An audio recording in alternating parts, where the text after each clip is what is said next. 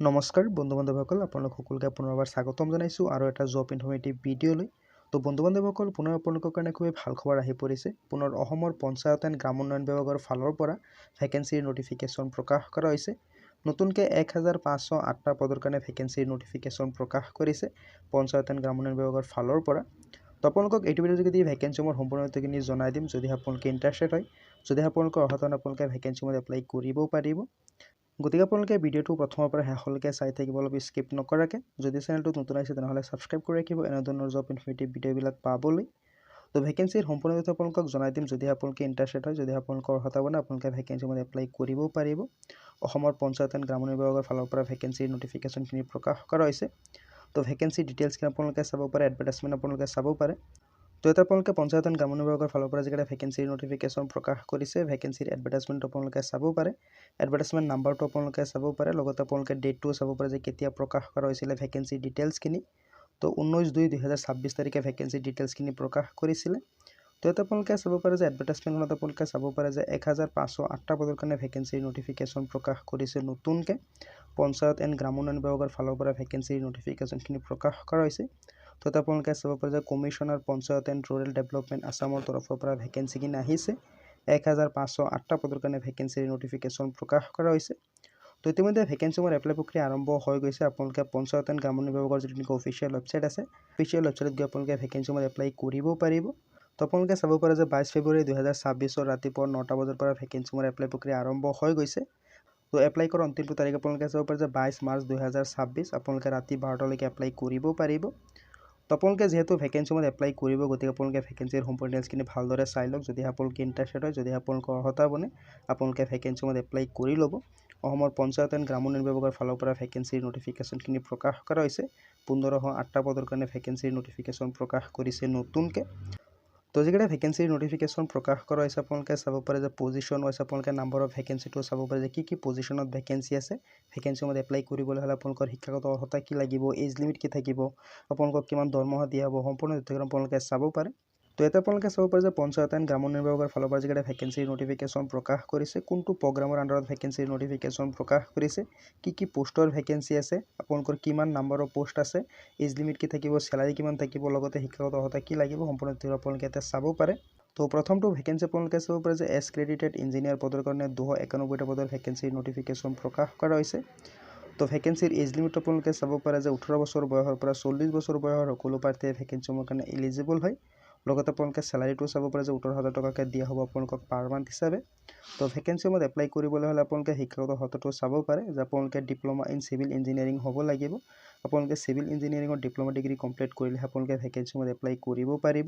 তো accredited engineer পদৰ যিকেইটা ভেকেঞ্চি আছে, ভেকেঞ্চিবিলাক আপোনালোকৰ এমৰেগাৰ আণ্ডাৰতে প্ৰকাশ কৰা হৈছে। ইয়াৰ উপৰিও আপোনালোকে চাব পাৰে যে গ্ৰাম ৰোজগাৰ সহায়ক পদৰ কাৰণে ভেকেঞ্চিৰ নটিফিকেশ্যন প্ৰকাশ কৰা হৈছে। 464টা পদৰ ভেকেঞ্চিৰ নটিফিকেশ্যন প্ৰকাশ কৰিছে। তো এই ভেকেঞ্চিবোৰত আপোনালোকে চাব পাৰে যে 18 বছৰ বয়সৰ পৰা 40 বছৰ বয়সৰ সকলো প্ৰাৰ্থীয়ে এপ্লাই কৰিব পাৰিব। চেলাৰীটো আপোনালোকে চাব পাৰে যে 15,000 টকাকৈ দিয়া হ'ব পাৰ মান্থ হিচাপে। তো এই ভেকেঞ্চিসমূহত এপ্লাই কৰিবলৈ হ'লে আপোনালোকে শিক্ষাগত অৰ্হতাটো চাব পাৰে যে আপোনালোকে গ্ৰেজুৱেশ্যন ডিগ্ৰী কমপ্লিট কৰা হ'ব লাগিব। যিকোনো ষ্ট্ৰীমৰ পৰা যদি আপোনালোকে গ্ৰেজুৱেশ্যন ডিগ্ৰী কমপ্লিট কৰিছে তেনেহ'লে কিন্তু আপোনালোকে ভেকেঞ্চিসমূহৰ কাৰণে এলিজিবল হয়। যিকোনো ষ্ট্ৰীমৰ পৰা যদি আপোনালোকে 50% মাৰ্কৰ সৈতে ডিগ্ৰী কমপ্লিট কৰিছে আপোনালোকে এপ্লাই কৰিব পাৰিব। ইয়াৰ উপৰিও যদি আপোনালোকে ডিষ্টেঞ্চ লাৰ্ণিঙো কৰিছে, যদি আপোনালোকে UGCৰ আণ্ডাৰত হয় তেনেহ'লে কিন্তু আপোনালোকে ভেকেঞ্চিসমূহৰ কাৰণে এলিজিবল হয়। লগতে আপোনালোকে কম্পিউটাৰ নলেজ অলপ থাকিব লাগিব। ভেকেঞ্চিসমূহত এপ্লাই কৰিবলৈ হ'লে আপোনালোকে অলপ কম্পিউটাৰৰ বিষয়ে জানিব লাগিব। তো ইয়াৰে 3 নম্বৰ ভেকেঞ্চিটো আপোনালোকে চাব পাৰে যে কম্পিউটাৰ এছিষ্টেণ্ট পদৰ কাৰণে আপোনালোকে চাব পাৰে যে 291টা পদৰ ভেকেঞ্চিৰ নটিফিকেশ্যন প্ৰকাশ কৰা হৈছে। ইয়াতো আপোনালোকে এজ লিমিটটো চাব পাৰে যে 18 বছৰ বয়সৰ পৰা 40 বছৰ বয়সৰ সকলো প্ৰাৰ্থীয়ে এপ্লাই কৰিব পাৰিব। চেলাৰীটো আপোনালোকে চাব পাৰে যে 15,000 টকাকৈ দিয়া হ'ব পাৰ মান্থ হিচাপে। তো এই ভেকেঞ্চিবোৰত আপোনালোকে চাব পাৰে যে গ্ৰেজুৱেশ্যন ডিগ্ৰী কমপ্লিট কৰা হ'ব লাগিব। যিকোনো ষ্ট্ৰীমৰ পৰা যদি আপোনালোকে গ্ৰেজুৱেশ্যন ডিগ্ৰী কমপ্লিট কৰিছে, 50% মাৰ্কৰ সৈতে যদি আপোনালোকে গ্ৰেজুৱেশ্যন ডিগ্ৰী কমপ্লিট কৰিছে আপোনালোকে ভেকেঞ্চিসমূহত এপ্লাই কৰিব পাৰিব। ইয়াৰ উপৰিও আপোনালোকৰ কম্পিউটাৰ নলেজটো থাকিব লাগিব। আপোনালোকে কম্পিউটাৰৰ বিষয়ে অলপ জানিব লাগিব। তো প্ৰথম 3টা যি পোষ্টৰ ভেকেঞ্চি আছে, ভেকেঞ্চিবিলাক আপোনালোকৰ এমৰেগাৰ আণ্ডাৰতে প্ৰকাশ কৰা হৈছে। তো ইয়াৰে 4 নম্বৰ ভেকেঞ্চিটো আপোনালোকে চাব পাৰে যে ভেকেঞ্চিৰ নটিফিকেশ্যনটো আপোনালোকে চাব পাৰে যে PMG ফাইনেন্স কমিশ্যনৰ তৰফৰ পৰা প্ৰকাশ কৰা হৈছে। গ্ৰাম পঞ্চায়ত কোঅৰ্ডিনেটৰ পদৰ কাৰণে ভেকেঞ্চিৰ নটিফিকেশ্যন প্ৰকাশ কৰিছে। 462টা পদৰ কাৰণে ভেকেঞ্চিৰ নটিফিকেশ্যন প্ৰকাশ কৰা হৈছে। তো এই ভেকেঞ্চিবোৰত আপোনালোকে চাব পাৰে যে 18 বছৰ বয়সৰ পৰা 40 বছৰ বয়সৰ সকলো প্ৰাৰ্থী এপ্লাই কৰিব পাৰিব। চেলাৰীটো চাব পাৰে যে 15,000 টকাকৈ দিয়া হ'ব পাৰ মান্থ হিচাপে। তো ভেকেঞ্চিবোৰৰ শিক্ষাগত অৰ্হতাটো আপোনালোকে চাব পাৰে যে গ্ৰেজুৱেশ্যন ডিগ্ৰী কমপ্লিট কৰা হ'ব লাগিব। যিকোনো ষ্ট্ৰীমৰ পৰা যদি আপোনালোকে গ্ৰেজুৱেশ্যন ডিগ্ৰী কমপ্লিট কৰিছে আপোনালোকে কিন্তু ভেকেঞ্চিবোৰৰ কাৰণে ইলিজিবল হয়। লগতে আপোনালোকৰ কম্পিউটাৰ নলেজটো থাকিব লাগিব, আপোনালোকে কম্পিউটাৰৰ বিষয়ে অলপ চলপ জানিব লাগিব। তো টোটেল পোষ্ট আপোনালোকে চাব পাৰে যে 1508টা পোষ্টৰ কাৰণে ভেকেঞ্চিৰ নটিফিকেশ্যন প্ৰকাশ কৰা হৈছে নতুনকৈ। আসামৰ পঞ্চায়ত এণ্ড গ্ৰামোন্নয়ন বিভাগৰ ফালৰ পৰা ভেকেঞ্চিৰ নটিফিকেশ্যনখিনি প্ৰকাশ কৰিছে। PNRDৰ তৰফৰ পৰা ভেকেঞ্চিখিনি আহিছে অসম চৰকাৰৰ আণ্ডাৰতে।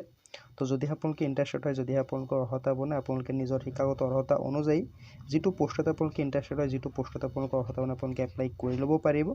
যিহেতু বেলেগ বেলেগ পোষ্টৰ ভেকেঞ্চিৰ নটিফিকেশ্যন প্ৰকাশ কৰা হৈছে।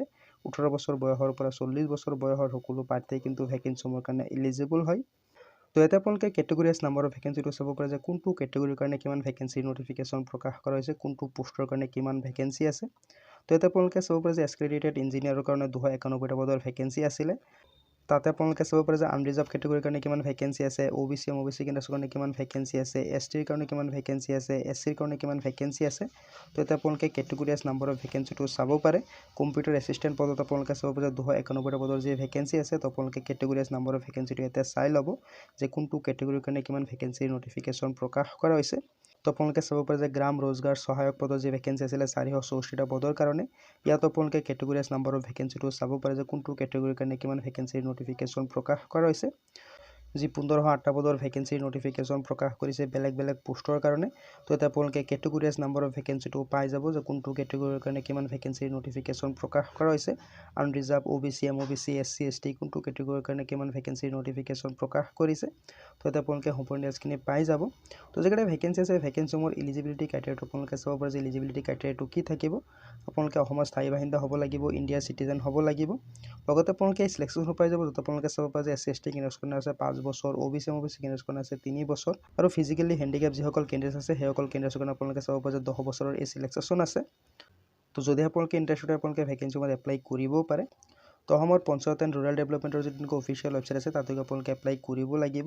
তো আপোনালোকে অফিচিয়েল ৱেবছাইটটো চাব পাৰে যে www.rural.assam.gov.in। আপোনালোকে এইটো অফিচিয়েল ৱেবছাইটত আপোনালোকে এপ্লাই কৰিব লাগিব।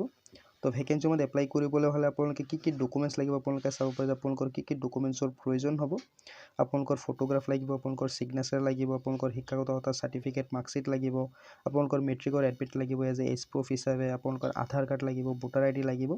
তো তাতে আপোনালোকে চাব পাৰে যে কি ডকুমেণ্টছ আপোনালোকৰ প্ৰয়োজন হ'ব ভেকেঞ্চিসমূহত এপ্লাই কৰিবৰ বাবে। তো সম্পূৰ্ণ তথ্যখিনি আপোনালোকে ভালদৰে চাই পেলাই ভালদৰে বুজি পেলাই আপোনালোকে ভেকেঞ্চিসমূহত এপ্লাই কৰি ল'ব। তো ফটোৰ চাইজটো কিমান হ'ব লাগিব, আপোনালোকৰ ছিগনেচাৰৰ চাইজ কিমান হ'ব লাগিব, সম্পূৰ্ণ তথ্য আপোনালোকে ইয়াতে পাই যাব। ইয়াৰ উপৰি আপোনালোকে চাব পাৰে যে কি ডকুমেণ্টছ আপোনালোকে আপলোড দিব লাগিব যেতিয়া আপোনালোকে ভেকেঞ্চিসমূহত এপ্লাই কৰিব। তো আপোনালোকে চাব পাৰে যে বাৰ্থ চাৰ্টিফিকেট বা আপোনালোকে মেট্ৰিকৰ admit card as a age proof হিচাপে আপোনালোকে আপলোড দিব লাগিব। ID প্ৰুফ আপোনালোকে চাব পাৰে যে পেন কাৰ্ড, ভোটাৰ ID, আধাৰ কাৰ্ড, ড্ৰাইভিং লাইচেঞ্চ আপোনালোকে আপলোড দিব লাগিব। আপোনালোকৰ শিক্ষাগত অৰ্হতা চাৰ্টিফিকেট, মাৰ্কশ্বিট আপোনালোকে আপলোড দিব লাগিব। আপোনালোকে কম্পিউটাৰ চাৰ্টিফিকেটৰ যি এক্সপিৰিয়েঞ্চৰ চাৰ্টিফিকেট আছে কম্পিউটাৰৰ সেইখিনি আপোনালোকে আপলোড দিব লাগিব। তো এনেধৰণে আপোনালোকে চাব পাৰে যে আপোনালোকৰ ID প্ৰুফ, শিক্ষাগত অৰ্হতা চাৰ্টিফিকেট, মাৰ্কশ্বিট, এজ প্ৰুফ আদি বিভিন্ন ডকুমেণ্টছবিলাক আপোনালোকে আপলোড দিব লাগিব। যদি আপোনালোকে কেটেগৰীৰ আণ্ডাৰত হয়, আপোনালোকে যদি কাষ্টৰ আণ্ডাৰত হয় আপোনালোকে কাষ্ট চাৰ্টিফিকেট আপলোড কৰিব লাগিব।